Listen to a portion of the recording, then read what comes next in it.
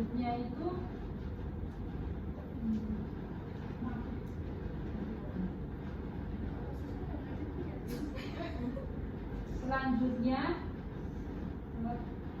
mengenai penyebab terjadinya LGBT.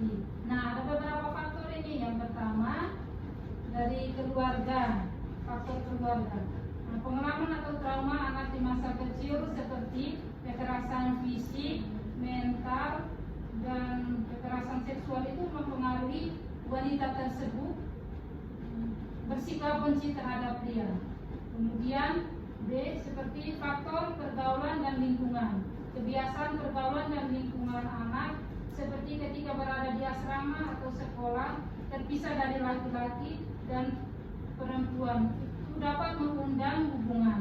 Kemudian faktor biologis, penyimpanan seksual karena faktor genetik yang menyebabkan yang banyak dipengaruhi oleh hormon testosteron dan mempengaruhi perilaku laki-laki mirip kepada perempuan.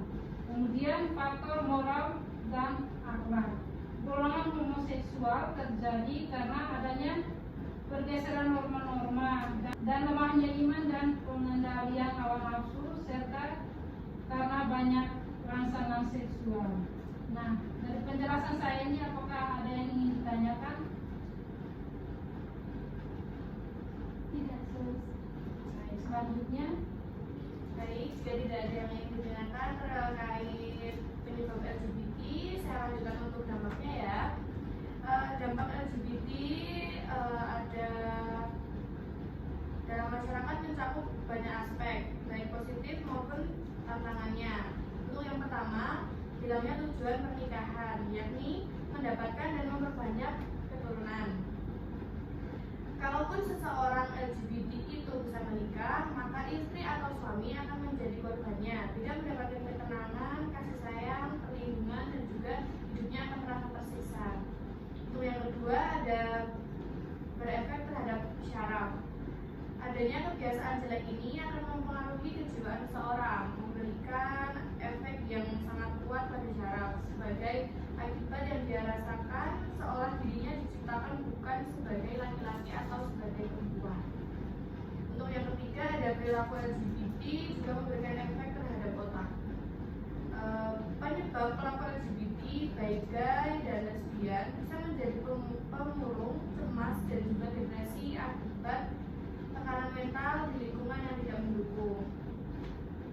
Merasa tidak puas dengan pelampiasan hawa nafsu, LGBT juga utamanya pada gay juga dapat melemahkan organ tubuh seseorang dan bahkan bisa menghancurkannya. Karena organ-organ tubuhnya telah rusak, maka didapati mereka sering tidak sadar setelah mengeluarkan air seni dan mengeluarkan kotoran dari tubuh tanpa terasa. Selanjutnya juga mereka terancam akan diserang oleh berbagai macam penyakit seperti penyakit tipes, disentri, dan sifilis. Penyakit ini pada umumnya muncul karena adanya penyimpangan hubungan seksual. Perilaku homoseksual juga mempengaruhi terhadap organ peranakan laki-laki. Homoseksual dapat melemahkan sumber-sumber utama pengeluaran mani dan membunuh sperma sehingga akan menyebabkan kemandulan. Selanjutnya tentang sosial dan diskriminasi ya. Di komunitas yang kurang menerima, individu LGBT dapat menghadapi diskriminasi, marginalisasi, dan stigma yang berpotensi mengganggu integrasi sosial dan juga menyebabkan ketegangan antar kelompok. Mungkin ada yang ingin ditanyakan? Saya apakah ada dampak negatif dari menjadi bagian komunitas LGBT? Baik, saya jawab ya. Sayangnya dalam komunitas LGBT sering menghadapi stigma dan juga diskriminasi. Ini bisa menyebabkan masalah kesehatan mental seperti depresi, kecemasan. Selain itu juga mereka beresiko lebih tinggi terhadap penularan penyakit seksual jika tidak mendapatkan pendidikan kesehatan yang baik. Baik, Sus, terima kasih. Baik. Saya mau bertanya, Sus. Ya, silakan.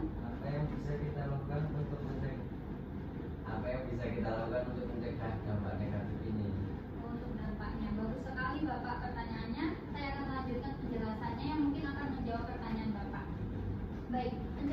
tentang penyimpangan seksual termasuk LGBT itu dapat dilakukan melalui edukasi remaja yang mengenai seksualitas dan pola asuh yang tepat pada remaja tersebut.